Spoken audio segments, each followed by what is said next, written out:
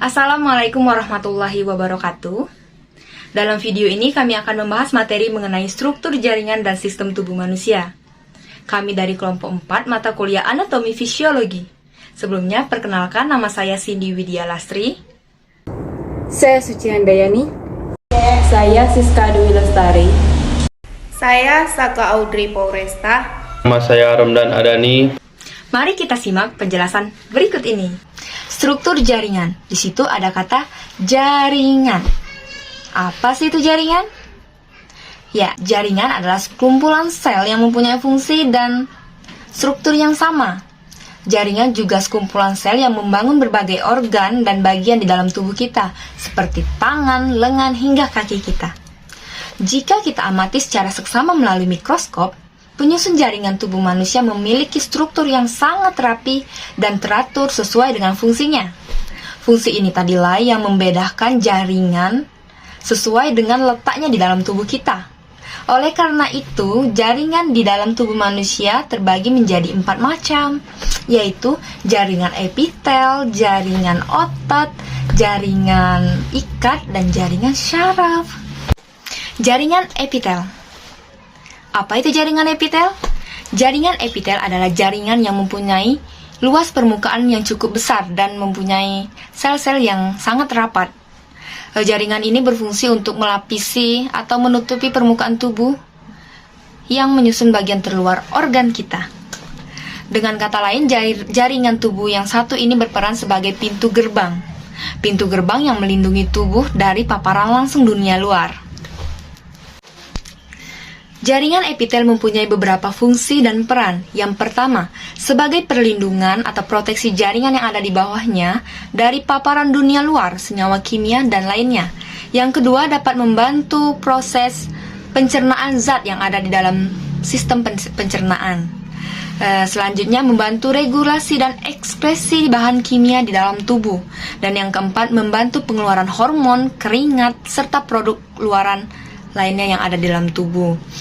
Selanjutnya, sebagai pendeteksi sensasi yang dirasakan oleh kulit kita. Apa saja sih jenis jaringan epitel? Jaringan epitel dikelompokkan menjadi 8 jenis sesuai dengan bentuk sel, jumlah lapisan sel, serta jenis sel itu sendiri. 6 diantaranya diidentifikasi berdasarkan jumlah sel dan bentuknya, sedangkan 2 sisanya dibedakan menjadi jenis sel di dalamnya. Ada 3 bentuk sel pada jaringan ini, yakni pipi dan gepeng, squamous, kotak, kubodal, atau persegi panjang yang tinggi dan lebar, kolumnar. Jumlah sel dalam jaringan dapat dikelompokkan menjadi epitel selapis dan epitel berlapis. Selanjutnya ada jaringan otot. Apa itu jaringan otot? Jaringan otot adalah jaringan yang khusus untuk kontraksi. Ketika berkontraksi, jaringan ini memendek dan menghasilkan tipe gerakan. Selanjutnya dapat kita lihat di samping kita ini ada struktur otot. Itu ada yang pertama tendon. Tendon adalah penghubung otot dengan tulang. Tendon ini mempunyai serabut berwarna putih dan tidak elastis. Di sini ada fascia. Fascia merupakan jaringan ikat gabungan dari jaringan fibrus arkolar yang dapat membungkus dan menghimpun otot menjadi satu. Selanjutnya ada sarkolema. Sarkolema adalah unit struktural jaringan otot berdiameter 0,01 sampai 0,0 mm dengan panjang 1 sampai 40 mm melapisi suatu otot. Jaringan ini dapat berfungsi sebagai pelindung otot. Selanjutnya ada miofibril. Miofibril adalah jaringan serat-serat yang terdapat di dalam otot. Jika dilihat dengan mikroskop, miofibril akan terlihat seperti pita gelap dan terang yang bersilangan. Selanjutnya ada miofilamen. Miofilamen adalah jaringan berbentuk benang-benang filamen yang halus yang berasal dari miofibril. Jaringan ini terdapat 2 macam, yaitu jaringan miofilamen homogen yang terdapat di otot polos dan juga miofilamen heterogen yang terdapat di otot jantung dan otot kardiak di dalam otot lurik. Selanjutnya ada sarkoplasma. Sarkoplasma ini adalah jaringan yang berupa cairan sel otot yang fungsinya untuk tempat di mana miofibril dan miofilamen berada. Struktur jaringan epitel. berfungsi sebagai mediator filtrasi dan difusi. Jaringan ikat.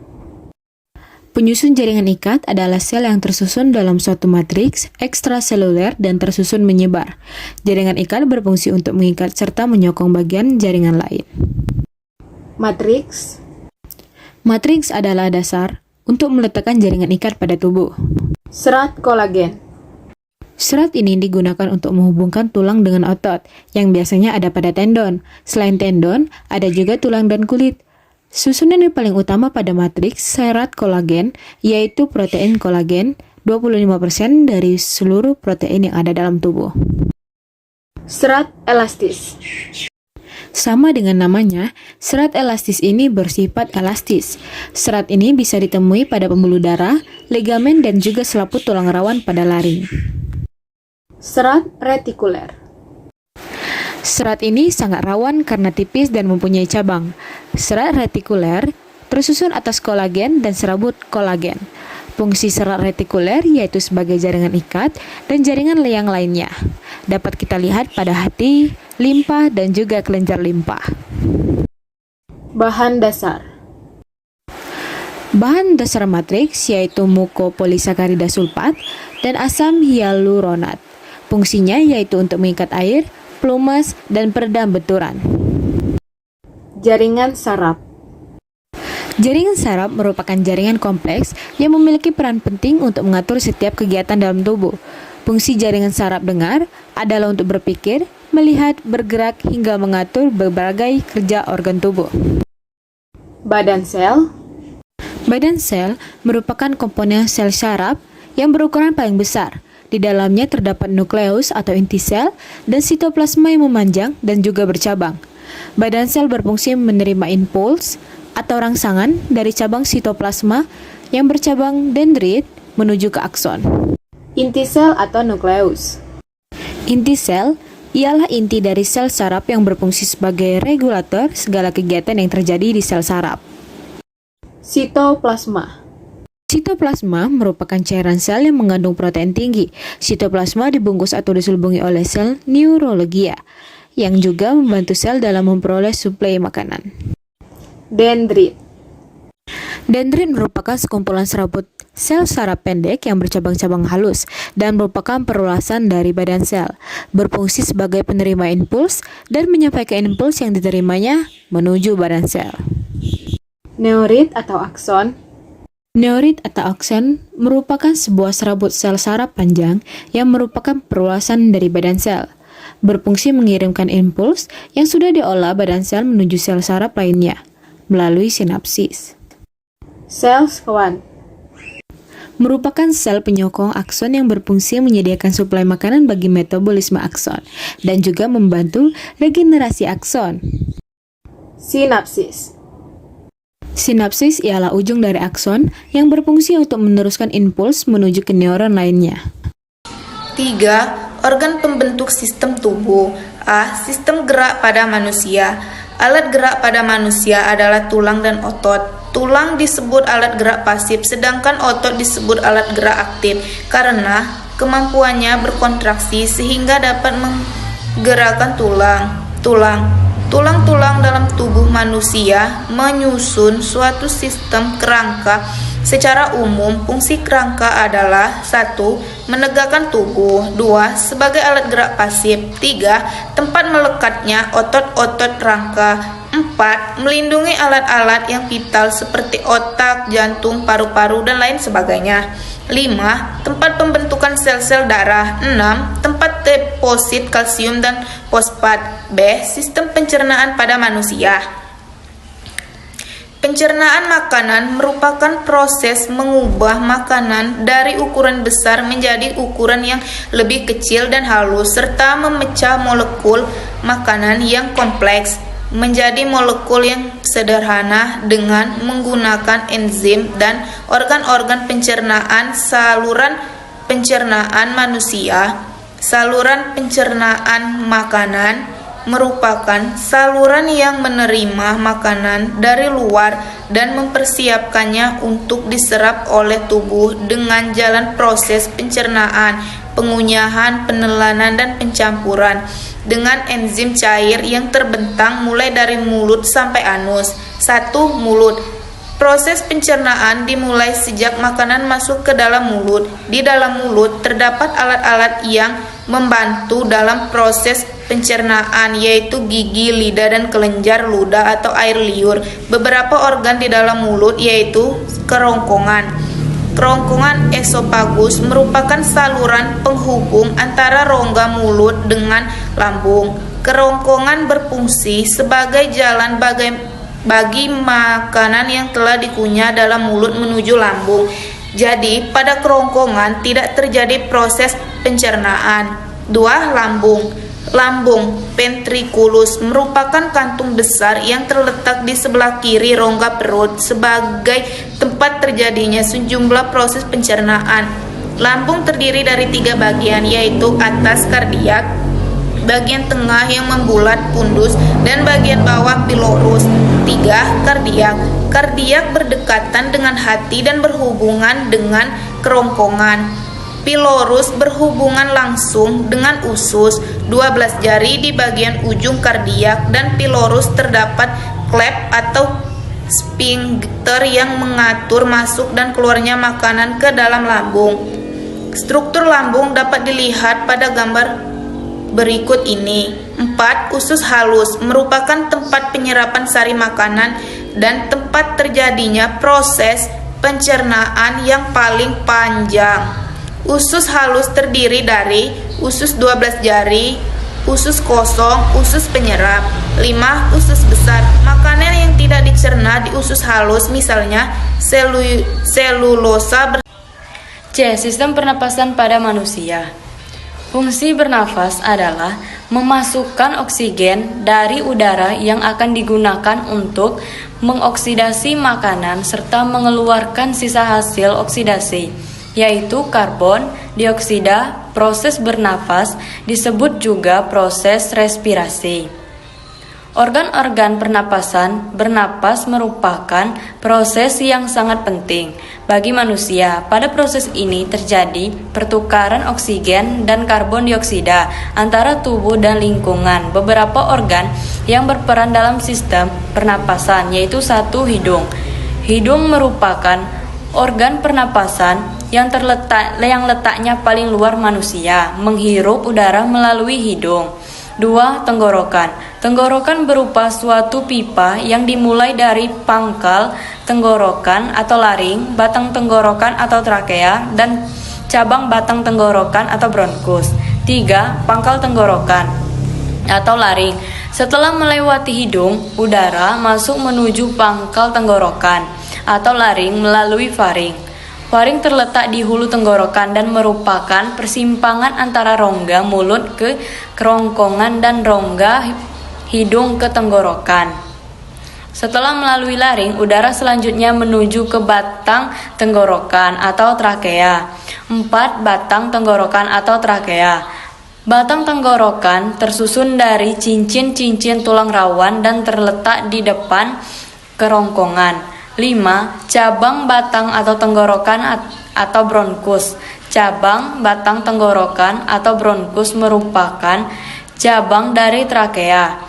Bronkus terbagi menjadi 2, yaitu yang menuju paru-paru kanan dan menuju paru-paru kiri. 6. Paru-paru. Paru-paru terletak di dalam rongga dada. Antara rongga dada dan rongga perut terdapat suatu pembatas yang disebut diafragma. Pembatas ini bukan sekadar pembatas tetapi berperan juga dalam proses pernapasan. Paru-paru terbagi menjadi paru-paru kanan dan paru-paru kiri. D. Sistem peredaran darah pada manusia. Peredaran darah manusia merupakan peredaran darah tertutup dan ganda. Peredaran darah tertutup artinya dalam peredarannya darah selalu mengalir di dalam pembuluh darah. Peredaran darah ganda artinya dalam satu kali beredar darah melalui jantung sebanyak 2 kali, sehingga terdapat peredaran darah besar dan peredaran darah kecil. Alat peredaran darah. 1. Jantung. Jantung berperan sebagai pemompa dalam sistem peredaran darah. 2. Pembuluh darah. Pembuluh darah terdiri. Dalam. Organ dalam adalah organ yang terletak di bagian dalam tubuh seperti jantung, hati, ginjal, usus, dan limfa. Jantung bertanggung jawab untuk memompa darah dalam tubuh kita. Paru-paru membantu dalam pernapasan dan merupakan organ yang paling penting dari sistem pernapasan. Hati terletak di sisi kanan rongga perut. Beberapa fungsi penting hati meliputi yaitu penyaringan zat berbahaya dari darah, menjaga kadar kolesterol dan glukosa dalam darah, mensekresi asam amino tertentu, menyimpan vitamin dan mineral, serta bahan kimia mensekresi yang memecah lemak dan mengkonversi glukosa menjadi glikogen. Usus kecil atau usus halus menghubungkan lambung dan usus besar. Usus besar adalah bagian posterior usus dan panjang kurang lebih 5 meter. Hal ini dibagi menjadi 4 bagian. 1. Sekum, 2. Kolon, 3. Rektum, 4. Anus. Fungsi utama usus besar adalah untuk menyerap air dan elektrolit dari sisa pencernaan dan menyimpan kotoran sampai disekresikan. Ginjal adalah 2 organ berbentuk kacang yang menyaring darah dalam tubuh manusia. Fungsi penting dari ginjal adalah untuk mengontrol keseimbangan cairan tubuh dan membantu dalam reabsorpsi air, glukosa, dan asam amino. Lambung adalah pemain kunci dalam sistem pencernaan. Lambung adalah organ berbentuk buah pir yang terletak di rongga perut antara kerongkongan dan usus. Pankreas terletak jauh di dalam perut dan terjepit di antara tulang belakang dan lambung. Pankreas merupakan bagian integral dari sistem pencernaan dan fungsi kepala pankreas adalah untuk mengeluarkan cairan pankreas dan insulin, suatu hormon yang mempengaruhi tingkat gula darah. Pankreas terdiri dari jumlah sel yang disebut pulau Langerhans. Limpa terletak di sebelah kiri perut. Salah satu fungsi utama dari limpa adalah untuk menyaring darah. Limpa juga membantu dalam memerangi bakteri tertentu yang dapat menyebabkan pneumonia dan meningitis. Kandung empedu, ini adalah struktur otot seperti kantung yang melekat pada hati. Fungsi utama kandung empedu adalah untuk menyimpan empedu yang disekresikan oleh hati sampai dibutuhkan untuk pencernaan. Kandung kemih adalah kantung otot yang fleksibel yang menyimpan urin sebelum disekresikan. Otak adalah salah satu organ paling penting dalam tubuh manusia dan bertanggung jawab atas tindakan utama yang dilakukan oleh tubuh. Otak ini dilakukan oleh tengkorak dan tertutup dalam tempurung kepala yang menjaganya agar tetap sangat aman karena merupakan pusat sistem syaraf. Otak membantu tubuh mengaktifkan otot dan mensekresikan bahan kimia yang memungkinkan tubuh untuk menanggapi rangsangan eksternal. Otak manusia melakukan fungsi eksekutif juga, seperti pengendalian diri, pencernaan, penalaran, dan berpikir abstrak, yang membuat manusia adalah spesies paling cerdas di bumi.